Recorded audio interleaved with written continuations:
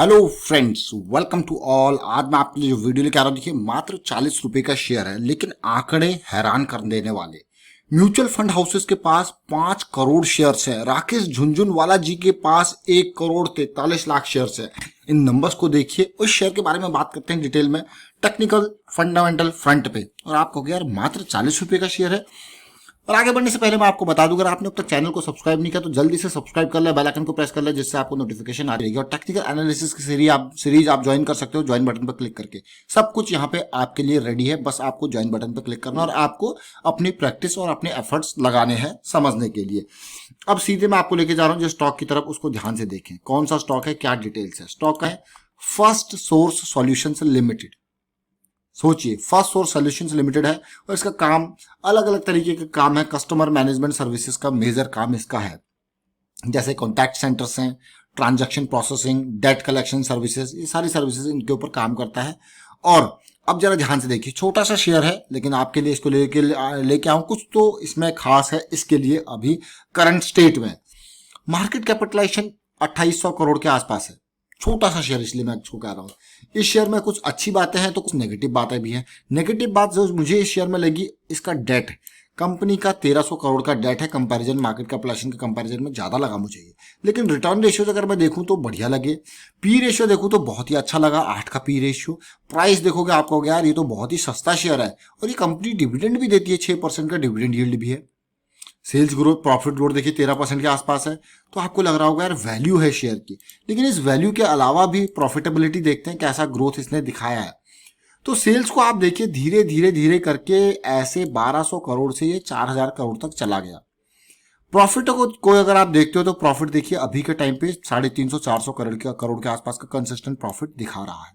लेकिन अभी की सिचुएशन देखते हैं क्या कुछ है, टेक्निकल फ्रंट पे देखते हैं क्या कुछ है। उससे पहले मैं आपको देखा जाना चाहता हूं, देखिए बड़े नंबर्स के ऊपर। इन नंबर्स को ध्यान दें। म्यूचुअल फंड, जब भी बात आती है किसी स्टॉक की, अगर कोई स्टॉक जबरदस्त है, दमदार है, तो म्यूचुअल फंड हाउसेस की नजर में जरूर रहता है। और कई बार ऐसा होता है कि अभी म्यूचुअल फंड वाले इसमें एंटर नहीं किए हैं, लेकिन म्यूचुअल फंड वालों की नज़र हर जगह होती है। अगर कहीं पे रिटर्न दिख रहा है और अपॉर्चुनिटी है इन्वेस्टमेंट की, दिख रहा है फ्यूचर, तो म्यूचुअल फंड वाले सबसे पहले उस पर धावा बोलते हैं। यहाँ पे स्टॉक में मैं देख पा रहा हूँ कि 5 करोड़ शेयर्स म्यूचुअल फंड वालों के पास है, ऑलमोस्ट 7% के आसपास की होल्डिंग। और उसमें भी सबसे बड़ा एचडीएफसी स्मॉल कैप फंड, आप देख सकते हो खुद ही इसको, एचडीएफसी स्मॉल कैप फंड की बड़ी होल्डिंग है। यानी कि एचडीएफसी का फंड हाउस इसमें 7.34% होल्डिंग बनाए रखा है। 5 करोड़ से ज्यादा shares HDFC small cap fund के पास है। 88 फॉरेन पोर्टफोलियो इन्वेस्टर्स ने यहाँ पे इन्वेस्टमेंट कर रखी है। ऑलमोस्ट 9% के आसपास की ये होल्डिंग है। अगर देखा जाए तो 6 करोड़ से ज्यादा शेयर जो है फॉरेन पोर्टफोलियो इन्वेस्टर्स के पास हैं। तो आप जरा ध्यान दें। और इस फॉरेन पोर्टफोलियो इन्वेस्टर्स में जैसे अलग अलग फंड हाउसेज यहाँ पे हैं, देखिए किस तरीके से इन्होंने डिस्ट्रीब्यूशन कर रखा है। उसके अलावा और एक चीज, फाइनेंशियल्स और बैंक्स की अगर बात करें, फाइनेंशियल इंस्टीट्यूशन और बैंक की बात करें, उनके पास भी 3 करोड़ से ज्यादा शेयर्स हैं। अगर आप खाली आईसीआईसीआई बैंक को देखा जाए तो इसने भी यहाँ पे 3 करोड़ से ज्यादा शेयर्स रखे हुए हैं। 4.70% की होल्डिंग आईसीआईसीआई बैंक के पास है। आप देखिए एचडीएफसी बैंक, एचडीएफसी का ये फंड हाउस है, और आईसीआईसीआई बैंक, बड़े बड़े नाम आपके सामने है। आगे का डेटा देख के आप चौंक जाओगे। अब आएंगे बड़े इन्वेस्टर जिनका नाम है राकेश झुनझुनवाला जी। राकेश झुनझुनवाला जी, उससे पहले मैं आपको रिटेल इन्वेस्टर का शेयर दिखाऊंगा। रिटेल इन्वेस्टर के शेयर्स की अगर बात आती है तो ऐसे कितने लोग हैं, 1,57,459, मतलब देखिए 1.5 लाख से ज्यादा ऐसे लोग हैं जिनके पास 8 करोड़ शेयर्स है। यानी कि म्यूचुअल फंड हाउसेस से भी ज्यादा, आईसीआईसीआई बैंक से भी ज्यादा, फॉरेन पोर्टफोलियो इन्वेस्टर से भी ज्यादा रिटेल इन्वेस्टर ने धावा बोल रखा है। 11% की होल्डिंग है इसकी। उसके अलावा ऐसे इन्वेस्टर जिन्होंने 2 लाख से ज्यादा लगा रखा, 486 ऐसे इन्वेस्टर हैं। मतलब खाली रिटेल इन्वेस्टर ही नहीं, बड़े पैसे वाले भी इसमें 7-7.5% की 5 करोड़ से ज्यादा शेयर्स इनके पास है। जिसमें एक तो राकेश झुनझुनवाला जी आ जाते हैं, जिनके अकेले के पास 1 करोड़ 43 लाख शेयर्स है। यानी कि 2% राकेश झुनझुनवाला जी के अकेले के पास है। अब जरा सोचिए, ये बड़े बड़े इन्वेस्टर हैं। और अगर आप देखोगे एनबीएफसी जो रजिस्टर्ड है आरबीआई के साथ, ऐसी 2 है, उनके पास भी थोड़ा बहुत शेयर्स है। तो यहाँ पे मेजर जो बात जानने की थी वो ये थी, राकेश झुनझुनवाला जी फॉरेन पोर्टफोलियो इन्वेस्टर्स और उसके अलावा बड़े इन्वेस्टर जो 2 लाख से ज्यादा लगाते हैं किसी शेयर में, वो बहुत ज्यादा इसमें है। Mutual fund, foreign portfolio investor, वो तो आपने देखा। अब करंट सिचुएशन देखते हैं, टेक्निकल फ्रंट पे समझने की कोशिश करते हैं। इस फर्स्ट सोर्स सॉल्यूशन को आपने बाकी डिटेल तो देख ली, अब इसको देखिए क्यों ये वीडियो आपके लिए मैं लेके आया, क्योंकि कुछ अच्छा अग्रेसिव यहाँ पे दिख रहा था, इसीलिए ये वीडियो आपके सामने है। आप देख सकते हो कि किस तरीके से इस स्टॉक ने लो पॉइंट बनाया था 2012 में, ये एरिया देखिए इसका, और 8-9 के आसपास, और उसके बाद किस तरीके से इसने रिकवरी दिखाई थी, बहुत ही जबरदस्त अप डाउन चलता रहा।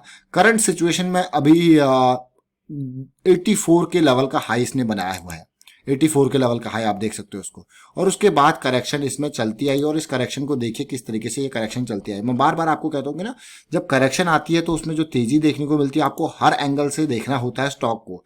अगर आप हर एंगल से देखोगे चीजें तो आप समझोगे कि जैसे यहाँ पे तेजी आ रही थी, तो ये तेजी नहीं है, ये दोबारा करेक्शन स्टार्ट हो सकती है, क्योंकि this is impulse, this is corrective, this is again impulse, और फिर से अभी के जो सिचुएशन है वो आपको इम्पल्स बनती हुई दिख रही है, ये करेक्टिव बनता हुआ ये दोबारा नीचे को स्टार्ट हो सकता है। यही चीज समझने की है, तो इसीलिए कहते हैं कि हर एंगल से आपको स्टॉक को देखना। और अभी फिलहाल मैं मंथली चार्ट पे बियरिश क्रॉस बनता हुआ देख पा रहा हूं। तो इंपॉर्टेंट बात क्या है, क्यों ये वीडियो आपके सामने आया, उसको देखते हैं।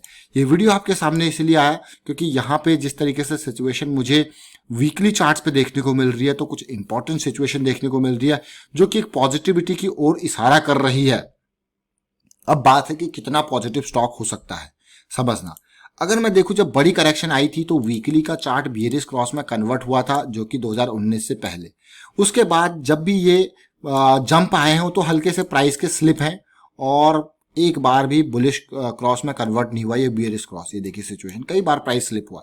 सिमिलर सिचुएशन अभी देखने को मिल रही है, और अभी जो पॉजिटिव पार्ट ये है, वो अभी की सिचुएशन कुछ इस तरीके से, आप ध्यान से देखिए।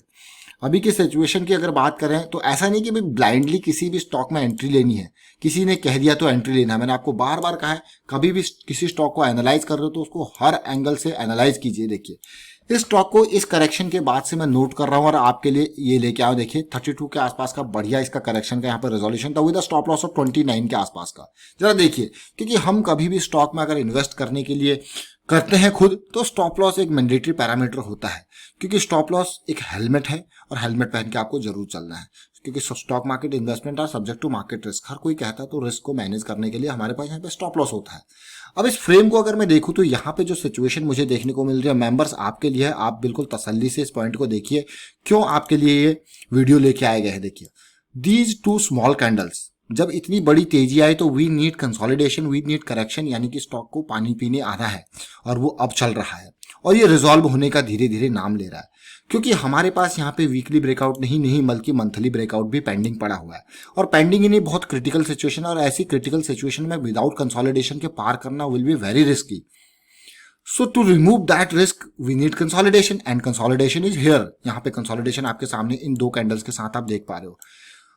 ये वीकली चार्ट है, वीकली चार्ट में साथ के साथ हमारे पास जो टॉप पे यहाँ पे बैठा हुआ है, ये देखिए 50 EMA वीकली भी बैठा हुआ है, इसको भी पार करे तो ज्यादा पॉजिटिविटी है। जब ये लेवल पार होंगे, प्राइसेस हाई होंगे, तभी ये 20 EMA की जो लाइन है ये ऊपर जाके पॉजिटिव क्रॉस में कन्वर्ट होगी। लेकिन इसके साथ साथ एक स्ट्रॉन्ग रेजिस्टेंस जोन हमारे लिए बैठा हुआ है, ये देखिए पिछली बार भी स्ट्रॉन्ग रेजिस्टेंस यहाँ पे मिला था, यानी कि 200 वीक्स का सिंपल मूविंग एवरेज 46 से 47। अब यहां से अगर तेजी आती है और यहां तक जाता है, तो यहाँ पे फिर से वही पानी पीने का टाइम आ जाएगा, रेस्ट का टाइम आएगा, और इसको पार करने के लिए फिर से हमको कंसोलिडेशन की जरूरत पड़ेगी, अदरवाइज वीकनेस भी देखने को मिल सकती है। तो काफी इंपॉर्टेंट, काफी क्रिटिकल लेवल है ये 39-40 के आसपास का। यहाँ पे एक तो मंथली ब्रेकआउट है, वीकली पे लायंस अटैक देखने को मिल रहा है, साथ के साथ 50 EMA वीकली की लाइन आपका इंतजार कर रही है। अब देखिए सिचुएशन, क्या पॉजिटिविटी है क्या नेगेटिविटी है, उसको समझते हैं। कभी भी किसी भी ब्रेकआउट के लिए, सक्सेसफुल ब्रेकआउट के लिए कहा जाता है कि वॉल्यूम का एक बहुत ही इंपॉर्टेंट रोल होता है।